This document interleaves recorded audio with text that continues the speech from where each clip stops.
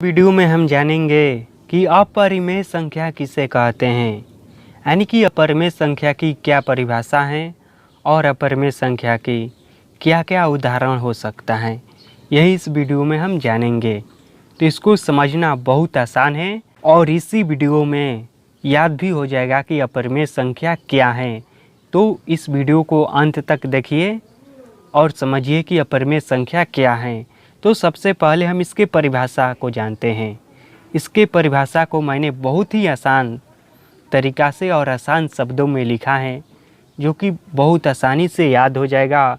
और वह यह है कि रूट वाली वैसी संख्या जिसका पूरा वर्ग न हो, उसे अपरिमेय संख्या कहते हैं। अपरिमेय संख्या की जब भी बात हो ना, तो याद रखना यह रूट वाली संख्या अधिकांश होती है। ठीक, 100 में 90% या उससे भी ज़्यादा रूट वाली ही संख्या होती हैं जो अपरिमेय संख्या होती हैं। ठीक, कुछ ऐसी भी संख्या होती हैं जो रूट में नहीं रहती हैं लेकिन वह अपरिमेय हैं, जैसे कि पाई हैं। पाई एक ऐसी संख्या है जो अपरिमेय संख्या है। ठीक, और यहीं यदि हम इसके वैल्यू को लिखें, इसके मान को लिखें, पाई का मान होता है 22/7। यह अपरिमेय संख्या नहीं है, यह परिमेय संख्या है। लेकिन जब हम छोटा पाई लिखते हैं तो यह क्या है, अपरिमेय संख्या है। तो यहाँ पर अपरिमेय संख्या का परिभाषा हमें याद रखना है कि रूट वाली वैसी संख्या जिसका पूरा वर्ग न हो, ठीक, उसे अपरिमेय संख्या कहते हैं। यह परिभाषा शायद थोड़ा सा नहीं भी समझ में आया होगा तो समझिए। देखिए, पूरा वर्ग कहने का मतलब क्या हुआ।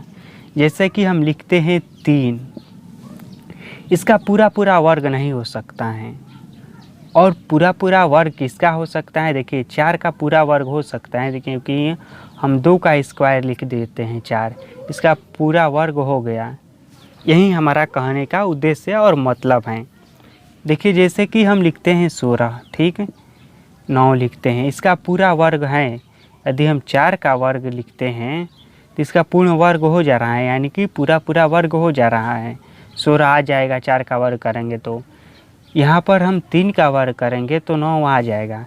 लेकिन हम किस संख्या का वर्ग करेंगे,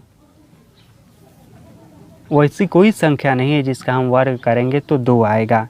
वैसी कोई संख्या नहीं है जिसका हम वर्ग करेंगे तो 3 आएगा।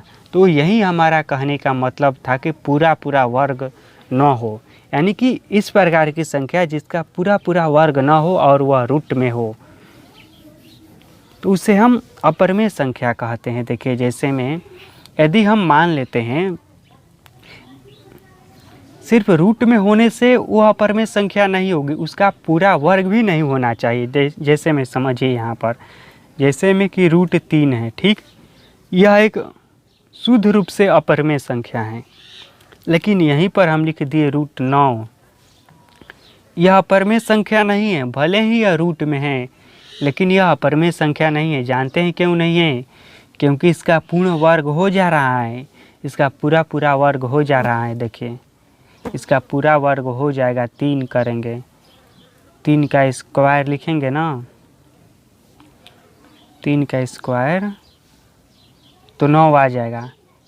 ठीक, और जब हम पढ़े हैं या जानते होंगे, बेसिक यह नॉलेज है कि किसी संख्या का स्क्वायर आता है तो यह जो चिन्ह है यह हट जाता है, रूट का चिन्ह। तो ये संख्या हो जाएगी केवल 3, और इसलिए यह अपरिमेय संख्या नहीं है, क्योंकि इसका मान तो 3 आ रहा है, छोटा 3 आ रहा है, तो 3 अपरिमेय संख्या थोड़ी है। और देखिए, इसको पहले मिटा देते हैं, अच्छे से समझते हैं। जैसे में मान लीजिए रूट 5, यह एक अपरिमेय संख्या है।